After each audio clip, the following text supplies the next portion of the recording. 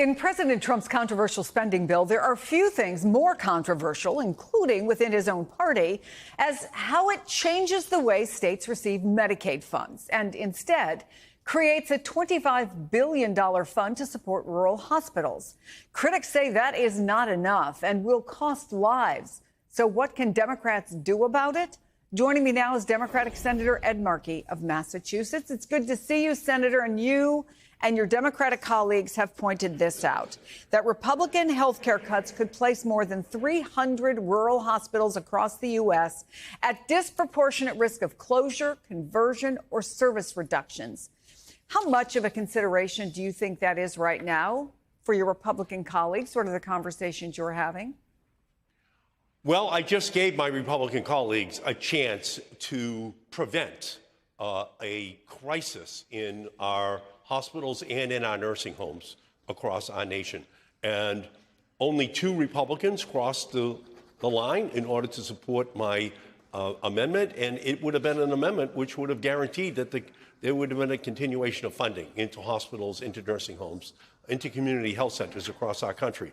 But instead, they voted to have a $1.6 trillion cut in aid for hospitals, for nursing homes across our country. $930 billion will be cut from Medicaid. $500 billion will be cut from Medicare. $300 billion will be cut from the Affordable Care Act. And it will result in, unbelievably, 17 million Americans losing their health insurance across our country.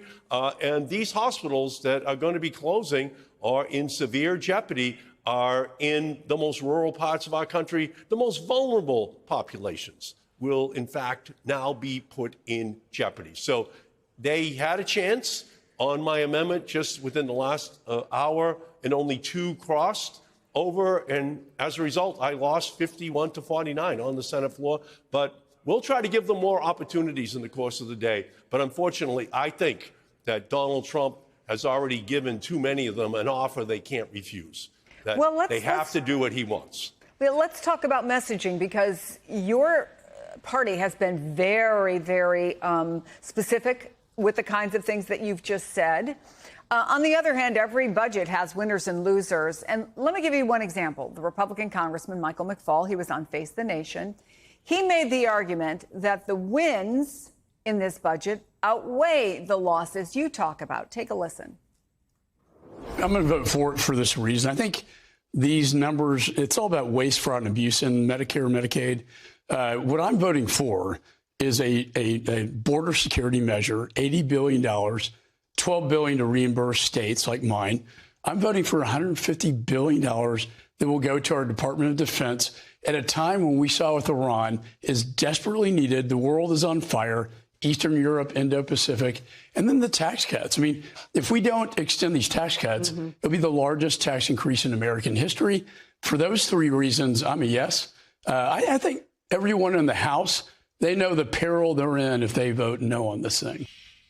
So that's the exact opposite of what Democrats are claiming, and that is that if you are a Republican and you vote for this, particularly in a red state that has many of those rural hospitals, you are signing your own death warrant in Congress. He's saying the real trouble is if you vote no, because the president has the support of the American people, essentially. What do you say to what he just laid out as his argument?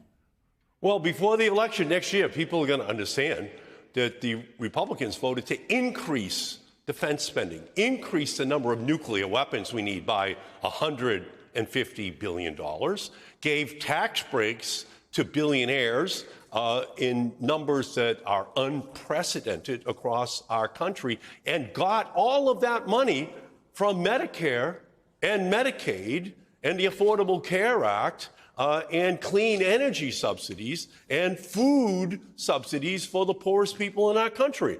Do the billionaires really need that tax break? Do we really need to increase by $150 billion the Defense Department budget for nuclear weapons? I don't think so. I don't think it's a winning argument for them. I think that we are on very strong political ground because health is the first wealth. Health is the actual defense of families. It's what protects them in their communities. And what this bill is going to do is to send hospitals to the financial emergency room.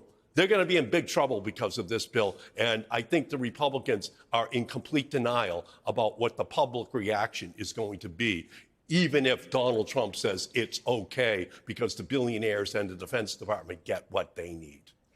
We're almost out of time, but I do want to ask you this question, Senator, which is you can get Republicans on the record, as you did with your amendment. And there, as you point out, there will be more of them.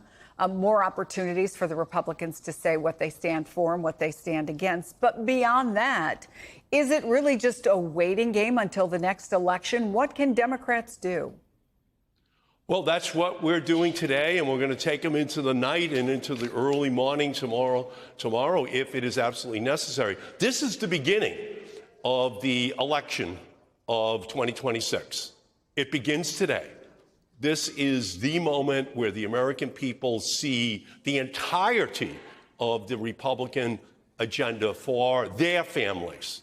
And it's their health care, it's their environment, it's clean energy, wind and solar, all slashed. It's supplemental nutrition for the poorest children in our country, slashed. So they're going to now have a real life X-ray of what the Republican Party stands for. And I think we're going to have Democrats across the country, if they're successful, and we're not conceding. We're going to keep the pressure on overnight. But if they are successful, they are, in fact, setting up a political whirlwind for themselves in the next election.